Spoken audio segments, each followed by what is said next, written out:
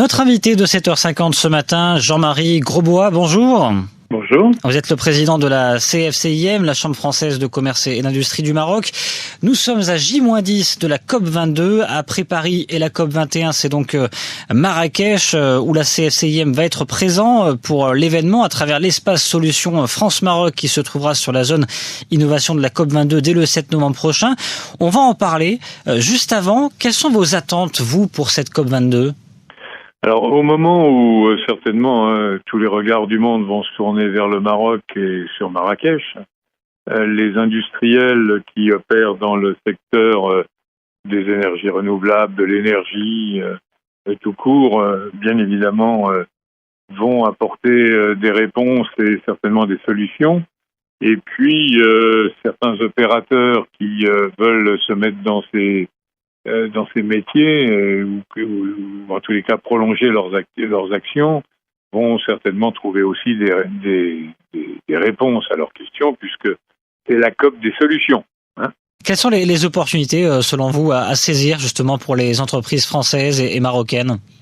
Alors pour les entreprises françaises et marocaines, le marché à saisir, c'est bien évidemment le marché marocain tout d'abord et le marché subsaharien, le marché de l'Afrique, où aujourd'hui, plus que jamais, Maroc Hub vers l'Afrique prend toute sa signification.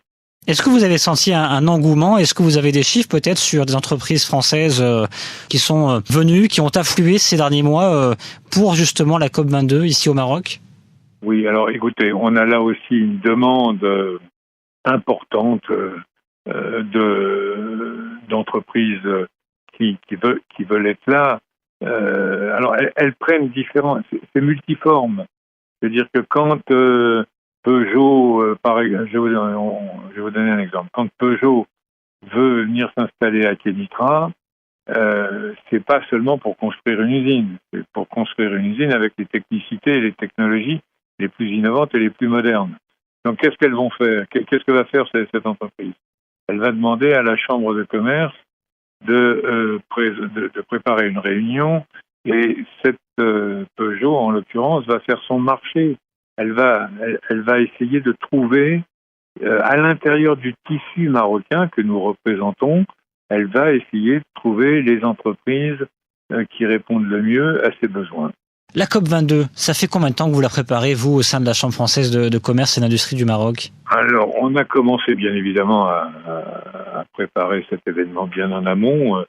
Nous avons commencé à travailler depuis le début de l'année, puisque on avait officialisé un slogan, la CFCIM se mobilise pour la COP22. Et puis, tout au long de l'année, on a eu des actions tournées bien évidemment vers nos adhérents. Tout d'abord, des déjeuners networking qui ont été avec une thématique particulière. Ça allait du transport et de la mobilité urbaine à la gestion des déchets, à l'efficacité énergétique, à la pollution de l'air. On a également réalisé des visites de sites pour nos adhérents. Il y en a encore une visite qui est planifiée d'ailleurs la semaine prochaine à Meknès pour la gestion des déchets, enfin de l'économie des déchets sur le groupe Éléphant Vert à Meknès. Bon, vous avez vu que la semaine dernière, nous avons eu un grand événement à Casablanca, à Rabat sur les entretiens de Rabat avec un plateau et un intérêt bien évidemment marqué par un certain nombre de personnes. Bien évidemment, nous sommes toujours... vous savez que l'année dernière, durant la COP 21, on avait reçu la certification de notre futur parc de Bereshit, le 4e parc industriel, avec une certification HQE. Et puis, on a mis en ligne durant l'été, on a regroupé dans un site internet spécifique tous les acteurs du green, environ 1500, 1600 adresses. Et puis enfin, cet espace qu'on a réussi à concrétiser, espace qui, bien évidemment, va regrouper un certain nombre d'entreprises, des institutions, des régions.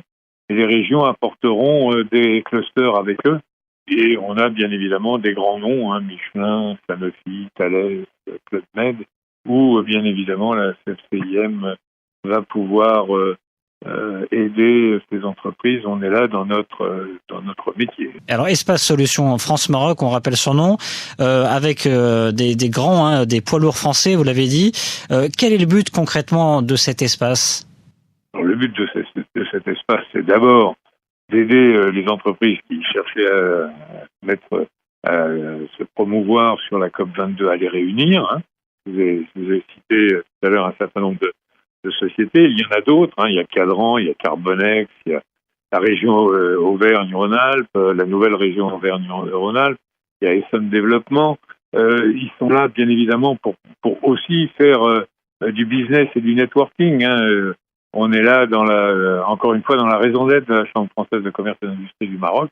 Et tous les événements que je vous avais cités ont été labellisés par le comité de pilotage de la COP22. Hein. Une dernière question peut-être sur l'après COP22. Vous allez faire une réunion bilan justement juste après, au mois de décembre. Oui. Alors je ne sais pas si on aura le temps de la faire dès début décembre ou dans le courant du mois de décembre. Il y aura forcément un bilan qui sera fait. Et puis, vous savez, nous avons régulièrement des réunions thématiques sur la ville intelligente, le transport, la mobilité. Et bien évidemment, dans les mois à venir, ces réunions qui ont une fréquence plutôt annuelle et qui intéressent un certain nombre d'opérateurs français et marocains auront lieu ici.